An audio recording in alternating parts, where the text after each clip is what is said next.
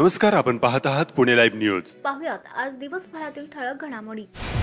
एकतर्फी प्रेमातून पिसाटलेल्या तरुणाने 21 वर्षीय तरुणीची गळा चिरून हत्या केल्याची धक्कादायक घटना चाकण औद्योगिक भागात आंबेठाण तालुका खेड या ठिकाणी घडली आहे।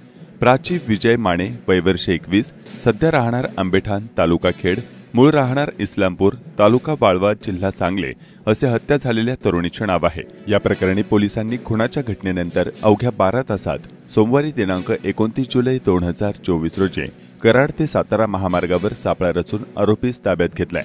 अविराज रामचंद्र खरात वय वर्ष 22, राहणार बहे तालुका बाळवा जिल्हा सांगली असे अटक करण्यात आलेल्या आरोपीचे नाव आहे।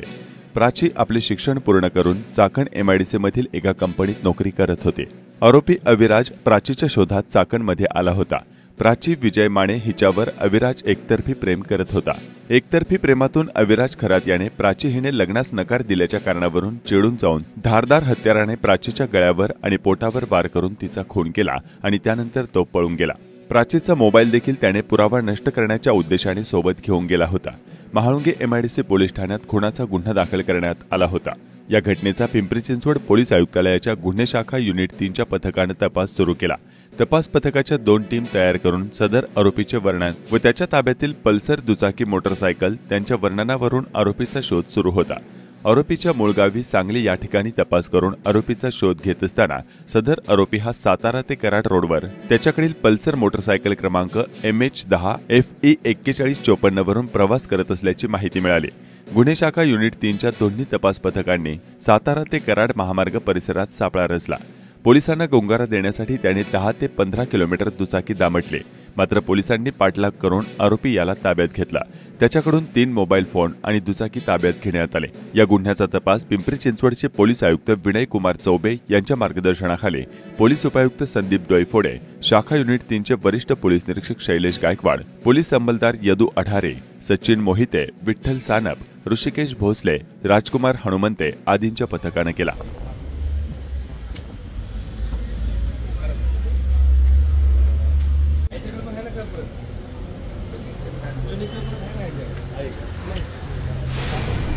जास्कमान धरणाच्या सांडव्यावरून भीमा नदी पात्रामध्ये सुरू असणारा 5250 क्युसेक विसर्ग सायंकाळी 6:30 वाजता वाढ करून 8510 क्युसेक करण्यात आला।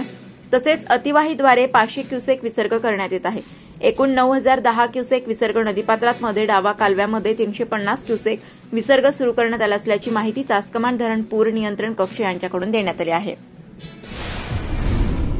चास्कमान धरणाजवळून सांडव्यावरून धरण परिसरातील कहू, कोयाळी, साकुर्डी आणि वेताळे या परिसरात जाण्यासाठी बांधण्यात आलेल्या पुलावर मोठे भगदाड पडले असून हा पूल धोकादायक बनला असल्याचे स्थानिक गावातील नागरिकांनी पुणे लाईव्हला कळवले आहे।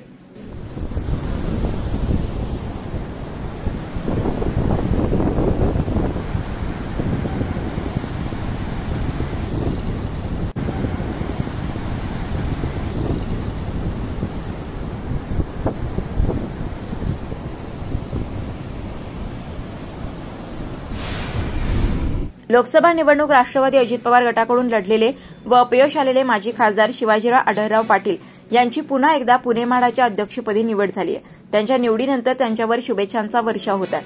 विशेष म्हणजे शुभेच्छा देणाऱ्यांमध्ये शिवसेना शिंदे गटाचे पदाधिकारीच मोठ्या संख्येने दिसून येत आहेत। राष्ट्रवादी अजित पवार गटाने आढळराव यांना निवडणूक काळात आणि नंतर देखील स्वीकारले नसल्याचे वेळोवेळी समोर आले आहे। त्यातच शिवसेना शिंदे गटाचे जिल्हाध्यक्ष भगवान पोखरकर यांनी आढळराव पाटील यांच्या घरी जाऊन शुभेच्छा दिल्या। यावेळी शिवसेना पदाधिकारी मोठ्या संख्येने उपस्थित होते। त्यामुळे राष्ट्रवादीच्या अजित पवार गटात असलेले शिवाजीराव आढळराव पाटील पुन्हा एकदा शिवसेना शिंदे गटाच्या वाटेवर असल्याची जोरदार चर्चा सुरू आहे।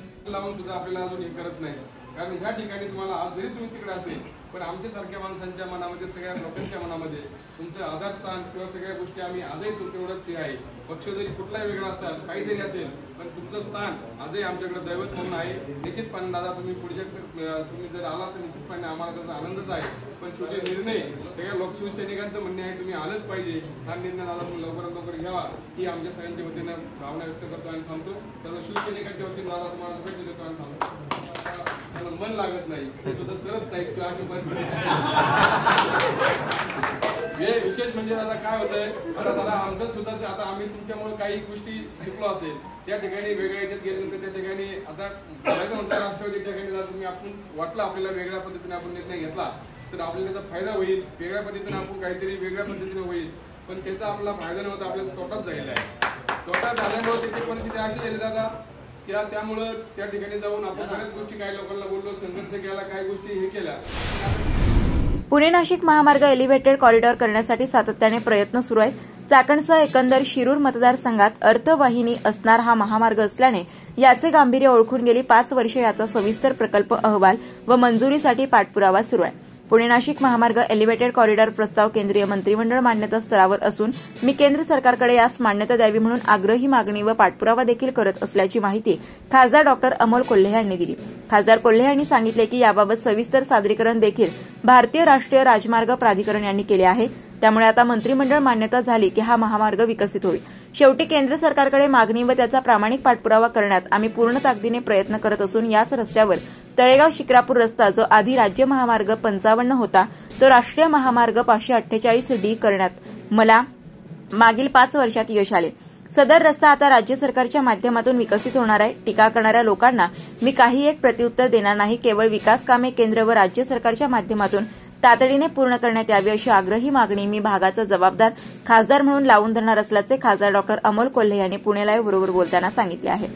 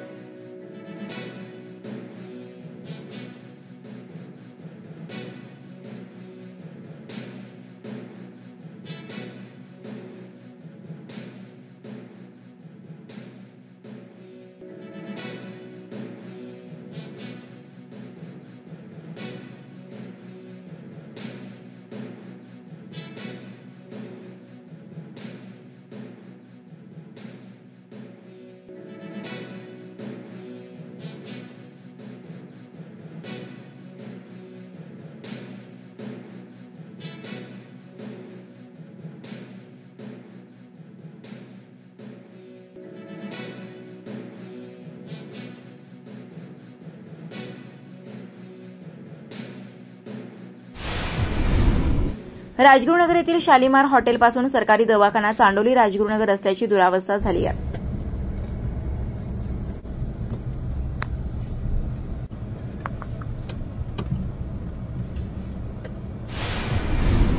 राजगुरुनगर बायपास खरेदी विक्री पेट्रोल पंपाच्या समोर असलेल्या पुलावर मोठ्या प्रमाणात वाहन पार्किंग होत आहे. त्यामुळे सर्व्हिस रोडने आलेल्या वाहनांचा अंदाज येत नाही. त्यामुळे अपघात होण्याची शक्यता स्थानिकांनी वर्तवली आहे. महाराष्ट्र औद्योगिक विकास महामंडळ यांच्याकडून चाकण एमआयडीसीमध्ये पावसाने उखडलेल्या रस्त्यांची डागडुजी सुरू करण्यात आली आहे. काळूस कौटकरवाडी टेमगिरवाडी यांना चाकण नगरपरिषद हद्दीत असलेल्या पूर्वपार वहिवाट रस्त्यावर जाण्या-येण्यास अडवणूक केली असल्याची तक्रार आमदार दिलीप मोहिते यांच्या जनता दरबारात गावकरी मंडळींनी केली. जनता दरबारात लोक आल्याचे व्हिडिओ समाज माध्यमात देखील आले आहेत. यामुळे आता आमदार दिलीप मोहिते पाटील यांनी यामध्ये लक्ष घातले असून सदर अडवलेला रस्ता लवकर खुला होईल अशी आशा स्थानिक रहिवासी गावकऱ्यांनी व्यक्त केली आहे. चाकण नगरपरिषद हद्दीत असलेल्या संग्रामदुर्ग किल्ल्याचे जतन व संवर्धन करण्यासाठी सविस्तर विकास आराखडा करण्याबाबत प्रशासकीय स्तरावर खासदार डॉक्टर अमोल कोल्हे यांच्या मागणीनुसार जिल्हाधिकारी यांनी कार्यवाही सुरू केली असल्याचे जिल्हा काँग्रेस प्रवक्ते अॅडव्होकेट निलेश कडपाटील यांनी पुणे लाईव्ह बरोबर बोलताना सांगितले. बारामती नगरपरिषद येथे शिवसृष्टी निर्माण करण्यासाठी 100 कोटी दिले. मात्र चाकण नगरपरिषद हद्दीत छत्रपती शिवाजी महाराजांच्या इतिहासाची साक्ष देणारा संग्रामदुर्ग जतन व संवर्धन करण्यासाठी 100 कोटी रुपये का दिले गेले नाही हा सवाल आम्ही सरकारला योग्य मार्गाने विचारला असून त्याचा परिणाम म्हणून आता संग्रामदुर्ग विकास आराखडा सविस्तर प्रकल्प अहवाल तयार करण्यास प्रशासन कार्यवाही करत आहे. आम्ही प्रस्ताव तयार झाल्यावर त्यात नमूद निधी उपलब्ध करून देण्यासाठी पाठपुरावा खासदार डॉक्टर अमोल कोल्हे यांच्या माध्यमातून सरकारकडे करणार आहोत असे निलेश कोळे यांनी सांगितले आहे.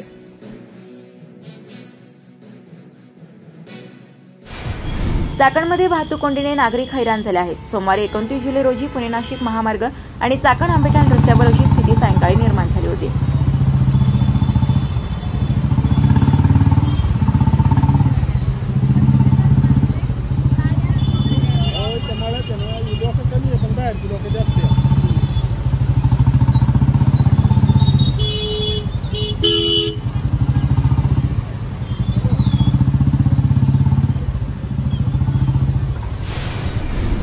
चाकण आळंदी रस्त्यावर खासगी कंत्राटदाराच्या खासगी कामासाठी जनता वेठीस धरली जात असल्याचा आरोप नागरिकांनी केलाय. पोलीस प्रशासनाने देखील याकडे दुर्लक्ष केले आहे.